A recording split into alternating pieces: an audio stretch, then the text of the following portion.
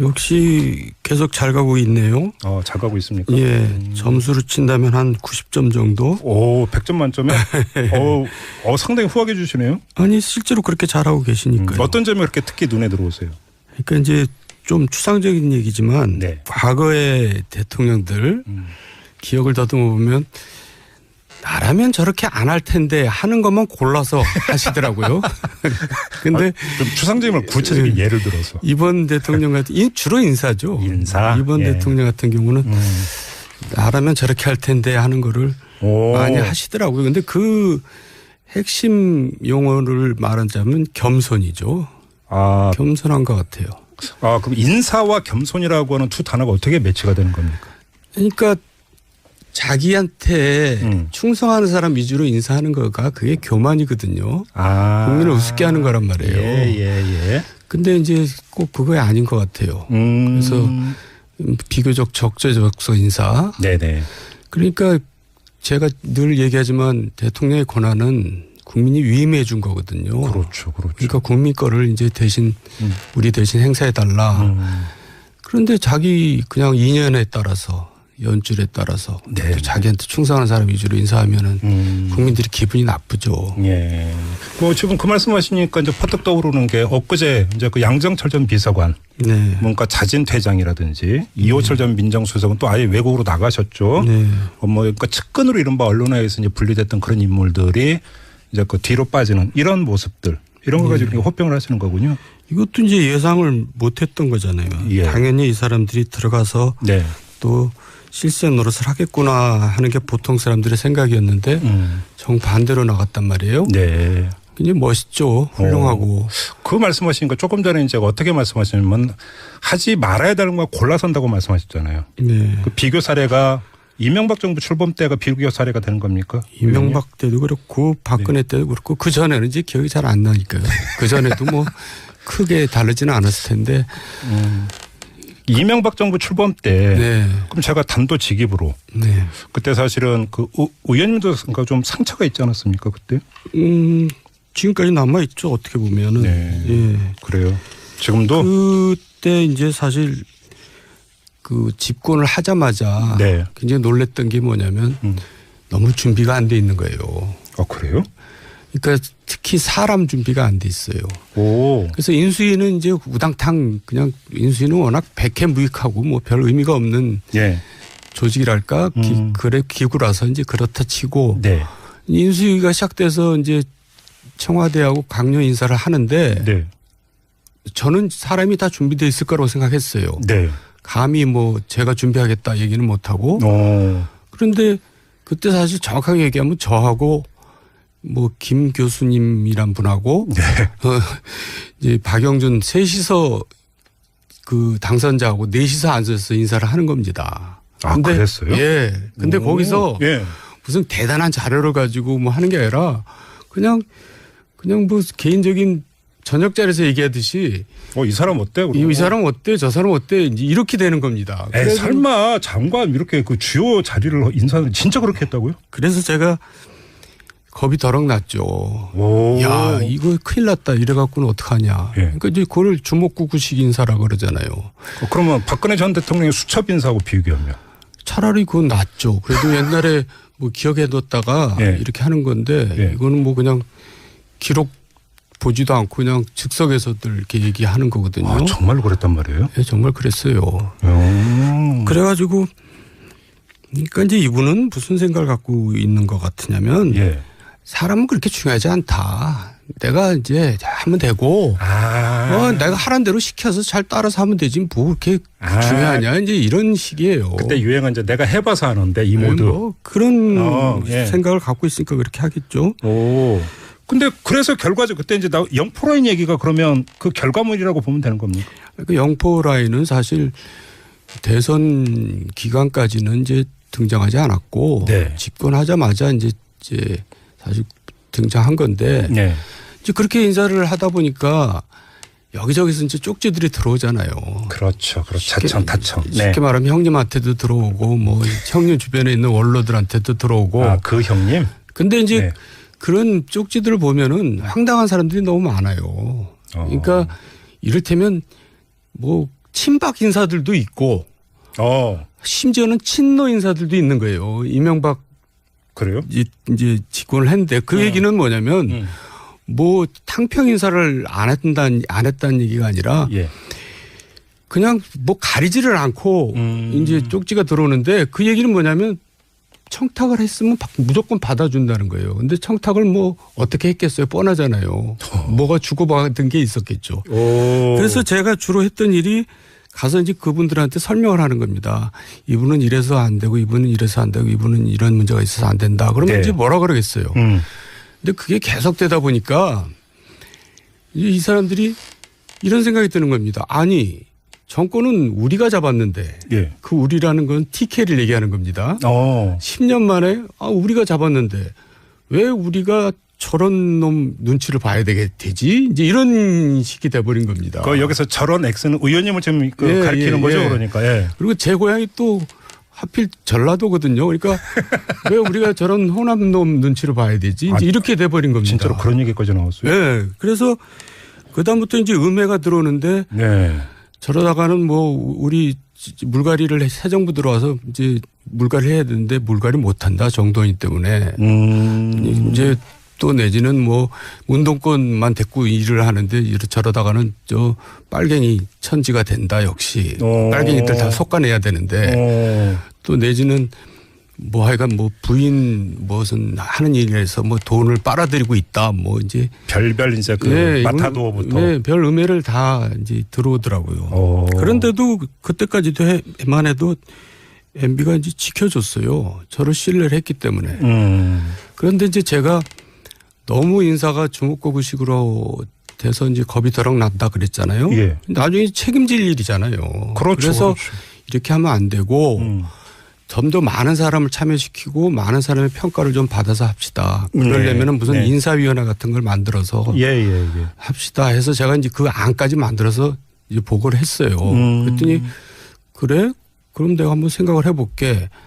하면서 이제 저는 그때 실무 일만 하겠습니다. 이제는 이렇게 해서 했는데 결국은 유해모에 된 겁니까? 그 최종적인 그 답을 안 주더라고요. 그 인사위원회 답을 저한테 제가 이제 만들어줬는데 그래서 내 뜻을 별로 안 받아들인 모양이구나. 그리고 저도 이제 이참 저참 음해도 너무 받고 또 나도 이제 나중에 책임질 일도 생각해서라도 여기서 내가 물러나야겠다. 해서 이제 나온 거거든요. 잠깐만. 그러면 인사 과정에서 이제 의원님은 이명박 당시 대통령한테 아니되옵니다. 계속 그러셨던 거잖아요. 그래 얼마나 받아들여줬어요? 이명박 대통령뿐만 아니라 그 주변 이제 사람들한테 형님이라든가 이런 분들한테 이제 아니되옵니다를 많이 했죠. 왜냐하면 아니되옵니다를 할 사람이 저밖에 없었거든요. 그렇지 않으면 뭐 일이 뭐 어떻게 되겠어요. 그래서 아니된 경우가 꽤 있었어요. 그러니까 처음에 뭐 되는 게 없다고 생각하는 거죠. 그분들은. 자꾸 제동을 건다. 정아무개가. 자기 뜻대로 뭐 한다 이제 이렇게 생각을 하겠죠. 두 번째 질문 여기서 있는데 이게 이제 일부 언론이라는 데서 권력투쟁으로 묘사가 됐었잖아요. 뭐 그렇게 결국 보죠. 언론에서는 뭐든지 싸움 모드로 이제 끌고 가잖아요. 많이 억울하셨어요? 많이 억울하셨어요? 아니죠. 그때만 해도 뭐 억울하진 않았는데 그 후로도 계속 그게 이제 5년 내내 그 갈등이 되풀이되면서 저는 이제 권력 투쟁하는 X로 이제 낙인 찍혔는데 세상에 대통령하고 대통령 형님을 상대로 권력 투쟁하는 사람이 어디 있어요. 그렇네 진짜. 옛날 같으면 목이 10개라도 다 달아났죠. 대통령하고 권력 투쟁하는 건 대역죄죠. 봉건 시대 용어. 저는 대통령과 정부를 위해서 이제 그렇게 하는 건데 그걸 그렇게 권력 투쟁을 제가 그렇게 권력 투쟁을 했으면 대단한 인간이죠. 정말 역사에 남을 인간 아니겠습니까? 그러면 당시 MB는 별로 인사 철학이 없을 때 이렇게 평가하세요? 그거는 사실 죄송한 말이지만 그렇게 표현을 할 수밖에 없어요. 인사에 대해서는 철학이 없습니다. 준비도 안 돼 있고. 그래서 결국은 이제 초창기에 고소영 강부자 내각이 돼버렸잖아요. 그 단어 있었죠. 그래서 그게 이제 그때부터 민심 초기부터 잃기 시작한 겁니다. 조각 단계에서 인사 참사가 여러 가지가 있었죠. 그래서 정부 출범 초부터 지지율이 그렇게 낮게 시작한 대통령이 없었죠. 이명박 대통령 같은 분이 없었죠. 그러니까 이제 이건 좀 비유적인 표현이지만 차라리 인사 철학이 코드 인사나 이런 쪽으로 갔다 모르게 그런 일관성도 없고 그냥 뭐 그러니까 청탁 들어오고 이러면 뭐 다 받고 그래서 일단 받고 뭐 자기가 주먹구구식입니다. 한마디로 얘기해서. 근데 그거를 또 뭐라고 표현했냐면 발표를 하면서 베스트 오브 베스트라고 발표를 했어요. 그러니까 철학이 없다는 게 분명하잖아요. 예. 모든 사람들은 월스트 오브 월스트라고 생각하는데 예. 강부자 고소영 뭐 이러면서 근데 그걸 가지고 베스트 오브 베스트라고 하셨으니 그렇죠. 철학이 없으신 그때 거죠. 조각 단계에서 참 문제됐던 그 면면이 벌써 이제 다시 지금 머릿속으로 떠오르는데 예. 그때 국민들도 황당했던 이런 경우도 몇 가지 있었습니다. 지금 예. 다시 그러니까 되돌아보다 보니까 예. 그럼 그때하고 지금의 인사하고는 확연히 다르다 이렇게 평가를 하신 거네요.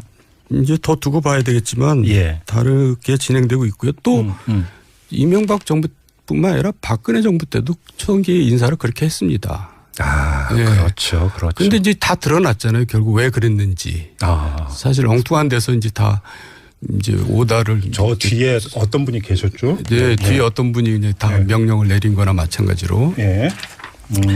그래서 이번에는 굉장히 잘 진행되고 있고 기대가 크다고 생각합니다. 네. 지금 그 의원님의 그 말씀 듣다가 저희 PD가 기사를 하나를 넣어줬는데요. 의원님 기사인데요. 네. 정도원 의원 권력이 오만하면 민심 등 돌려. 라고 말씀하신 기사를 지금 넣어줬습니다. 이게 언제 때 얘기입니까? 이게 이제 취임하고 얼마 안 됐을 때. 2008년 2월 27일자 기사네요. 그러니까 취임이 25일인가 그렇잖아요. 그러니까요. 예. 2월 27일 2008년. 예. 바로 MBA 정부 출범할 때 사진이 훨씬 젊으셨을 때. 그때만 해도 벌써 10년 전 얘기인데.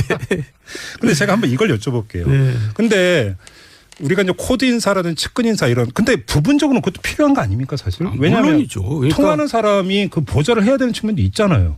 물론이죠. 그러니까 클린턴이 대통령이 되면 아칸소에 있는 촌놈들이 이제 백악관에 많이 진출합니다. 네. 제가 예. 촌놈이라는 표현이 좀 뭐하지만은 그거는 인지상정인데 네. 이제 능력이 그래도 있고 뭔가 좀 기본을 갖춘 사람들을 하는 거죠.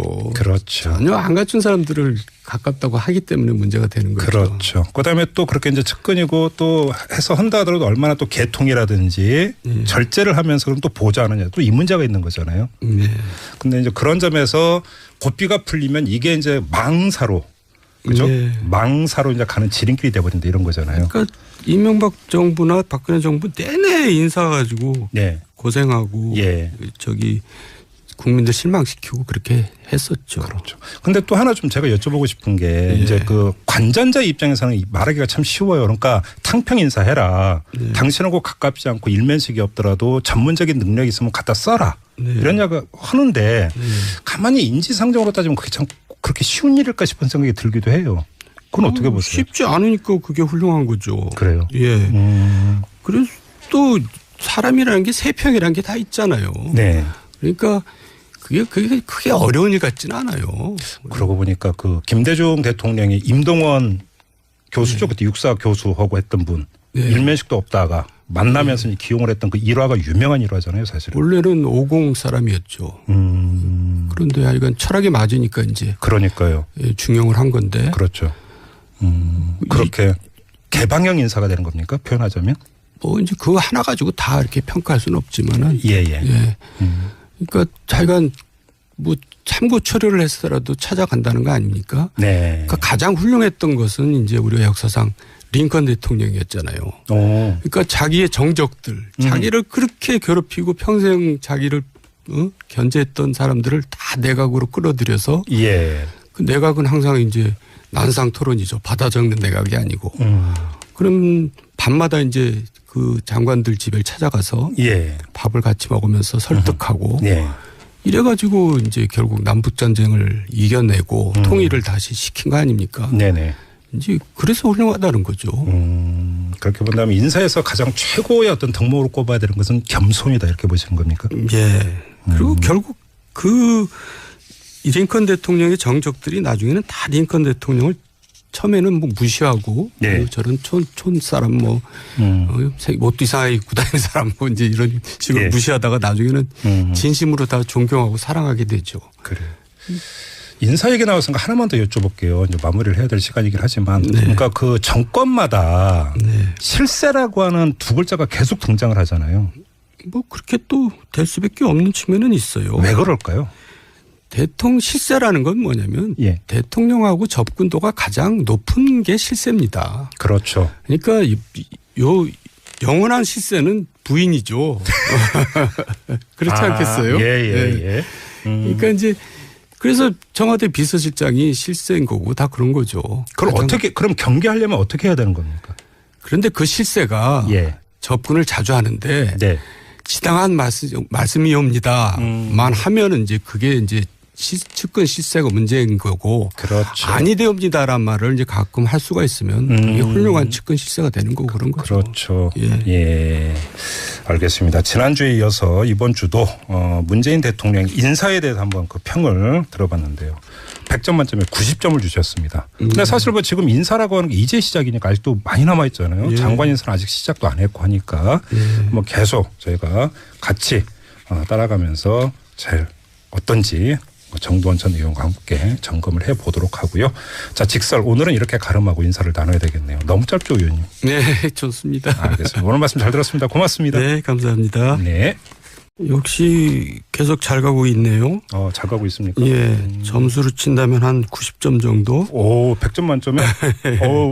상당히 후하게 주시네요. 아니, 실제로 그렇게 잘하고 계시니까요. 어떤 점이 그렇게 특히 눈에 들어오세요? 그러니까 이제 좀 추상적인 얘기지만 네. 과거의 대통령들 기억을 더듬어 보면 나라면 저렇게 안 할 텐데 하는 것만 골라서 하시더라고요. 근데 좀 추상적인 구체적인 예를 들어서 이번 대통령 같은 주로 인사죠. 인사. 이번 대통령 같은 경우는 나라면 저렇게 할 텐데 하는 거를 많이 하시더라고요. 근데 그 핵심 용어를 말하자면 겸손이죠. 겸손한 것 같아요. 그럼 인사와 겸손이라고 하는 두 단어가 어떻게 매치가 되는 겁니까? 그러니까 자기한테 충성하는 사람 위주로 인사하는 거가 그게 교만이거든요. 국민을 우습게 하는 거란 말이에요. 예. 근데 이제 꼭 그거에 아닌 것 같아요. 그래서 비교적 적재적소 인사. 네네. 그러니까 제가 늘 얘기하지만 대통령의 권한은 국민이 위임해 준 거거든요. 그렇죠. 그러니까 국민 거를 이제 대신 우리 대신 행사해 달라. 그런데 자기 그냥 2년에 따라서 연줄에 따라서 자기한테 충성하는 사람 위주로 인사하면은 국민들이 기분이 나쁘죠. 예.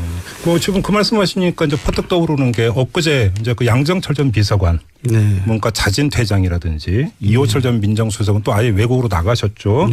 그러니까 측근으로 이른바 언론에서 이제 분리됐던 그런 인물들이 이제 그 뒤로 빠지는 이런 모습들 이런 거 가지고 호평을 하시는 거군요. 이것도 이제 제가 너무 인사가 주목거구식으로 돼서 이제 겁이 더럭 난다 그랬잖아요. 예. 나중에 책임질 일이잖아요. 그래서 이렇게 하면 안 되고 좀 더 많은 사람을 참여시키고 많은 사람의 평가를 좀 받아서 합시다. 그러려면은 무슨 인사위원회 같은 걸 만들어서 합시다 해서 제가 이제 그 안까지 만들어서 이제 보고를 했어요. 그랬더니 그래? 그럼 내가 한번 생각을 해볼게 하면서 이제 저는 그때 실무 일만 하겠습니다. 이제는 이렇게 해서 했는데 결국은 유해무해 된 겁니까? 그 최종적인 그 답을 안 주더라고요. 그 인사위원회는 답을 저한테 제가 이제 만들어줬는데 그래서 내 뜻을 별로 안 받아들인 모양이구나. 그리고 저도 이제 이참 저참 음해도 너무 받고 또 나도 이제 나중에 책임질 일도 생각해서라도 여기서 내가 물러나야겠다. 해서 이제 나온 거거든요. 잠깐만. 그러면 인사 과정에서 이제 의원님은 이명박 당시 대통령한테 아니되옵니다. 계속 그러셨던 거잖아요. 그래 얼마나 받아들여줬어요? 이명박 대통령뿐만 아니라 그 주변 이제 사람들한테 형님이라든가 이런 분들한테 이제 아니되옵니다를 많이 했죠. 왜냐하면 아니되옵니다를 할 사람이 저밖에 없었거든요. 네. 그렇지 않으면 뭐 일이 뭐 어떻게 되겠어요. 그래서 아니 된 경우가 꽤 있었어요. 그래서. 그러니까 처음에 뭐 되는 게 없다고 생각하는 거죠. 그분들은. 자꾸 제동을 건다. 정아무개가. 자기 뜻대로 뭐 한다 이제 이렇게 생각을 하겠죠. 두 번째 질문 여기서 있는데 이게 이제 일부 언론이라는 데서 권력투쟁으로 묘사가 됐었잖아요. 뭐 그렇게 결국 이제 예상을 못했던 거잖아요. 당연히 이 사람들이 들어가서 또 실세 노릇을 하겠구나 하는 게 보통 사람들의 생각이었는데 정반대로 나갔단 말이에요. 네. 굉장히 멋있죠. 훌륭하고. 그 말씀하시니까 조금 전에 이제 어떻게 말씀하시냐면 하지 말아야 되는 거 골라선다고 말씀하셨잖아요. 그 비교 사례가 이명박 정부 출범 때가 비극의 사례가 되는 겁니까? 이명박 때도 그렇고 박근혜 때도 그렇고 그 전에는 이제 기억이 잘 안 나니까요. 그 전에도 뭐 크게 다르지는 않았을 텐데. 이명박 정부 출범 때 그럼 제가 단도직입으로 그때 사실은 그 의원님도 좀 상처가 있지 않았습니까 그때? 지금까지 남아 있죠 어떻게 보면은. 예. 그래요. 지금도 그때 이제 사실 그 집권을 하자마자 굉장히 놀랬던 게 뭐냐면 너무 준비가 안 돼 있는 거예요. 아 그래요? 그러니까 특히 사람 준비가 안 돼 있어요. 그래서 인수위는 이제 우당탕 그냥 인수위는 워낙 백해무익하고 뭐 별 의미가 없는 조직이랄까 기구라서 이제 그렇다 치고 인수위가 시작돼서 이제 청와대하고 강요 인사를 하는데 저는 사람이 다 준비되어 있을 거라고 생각했어요. 감히 뭐 제가 준비하겠다 얘기는 못하고 그런데 그때 사실 정확하게 얘기하면 저하고 뭐 김 교수님이란 분하고 이제 박영준 셋이서 그 당선자하고 넷이서 앉아서 인사를 하는 겁니다. 아 그랬어요? 예. 근데 거기서 무슨 대단한 자료를 가지고 뭐 하는 게 아니라 그냥 뭐 개인적인 뭐 탕평 인사를 안 했다는 얘기가 아니라 그냥 뭐 가리지를 않고 이제 쪽지가 들어오는데 그 얘기는 뭐냐면 청탁을 했으면 무조건 받아준다는 거예요. 근데 청탁을 뭐 어떻게 했겠어요? 뻔하잖아요. 뭐가 주고받은 게 있었겠죠. 그래서 제가 주로 했던 일이 가서 이제 그분들한테 설명을 하는 겁니다.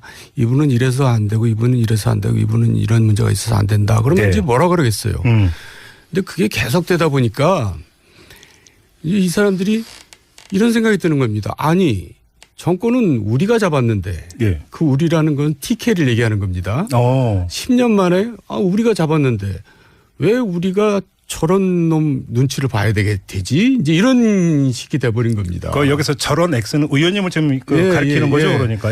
그리고 제 고향이 또 하필 전라도거든요. 그러니까 왜 우리가 저런 호남 놈 눈치를 봐야 되지? 이제 이렇게 돼버린 겁니다. 진짜로 그런 얘기까지 나왔어요. 네. 그래서 그다음부터 이제 음해가 들어오는데 저러다가는 뭐 우리 물갈이를 새 정부 들어와서 이제 물갈이 해야 되는데 물갈이 못한다 정도이기 때문에 이제 또 내지는 뭐 운동권만 데리고 일을 하는데 저러다가는 저 빨갱이 천지가 된다 역시 빨갱이들 다 솎아내야 되는데 또 내지는 뭐 하여간 뭐 부인 무슨 하는 일에서 뭐 돈을 빨아들이고 있다 뭐 이제 별별 이제 그 마타도어부터 별 음해를 다 이제 들어오더라고요. 그런데도 그때까지만 해도 MB가 이제 지켜줬어요. 저를 신뢰를 했기 때문에.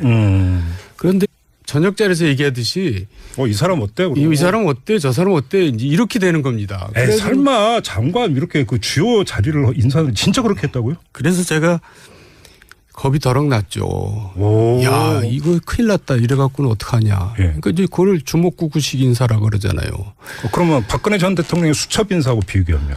차라리 그건 낫죠. 그래도 옛날에 뭐 기억해뒀다가 이렇게 하는 건데 이거는 뭐 그냥 기록 보지도 않고 그냥 즉석에서들 이렇게 얘기하는 거거든요. 아, 정말로 그랬단 말이에요? 네, 정말 그랬어요.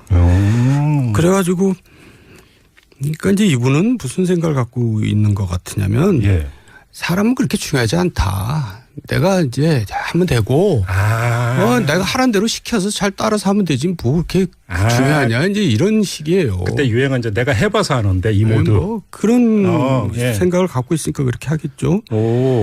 근데 그래서 결과적 그때 이제 영포라인 얘기가 그러면 그 결과물이라고 보면 되는 겁니까? 그 영포라인은 사실 대선 기간까지는 이제 등장하지 않았고 집권하자마자 이제 사실 등장한 건데 이제 그렇게 인사를 하다 보니까 여기저기서 이제 쪽지들이 들어오잖아요. 그렇죠. 타청. 쉽게 말하면 형님한테도 들어오고 뭐 형님 주변에 있는 원로들한테도 들어오고. 그 형님? 근데 이제 그런 쪽지들을 보면은 황당한 사람들이 너무 많아요. 그러니까 이를테면 뭐 친박 인사들도 있고 심지어는 친노 인사들도 있는 거예요. 이명박 그래요? 이제 집권을 했는데 그 얘기는 뭐냐면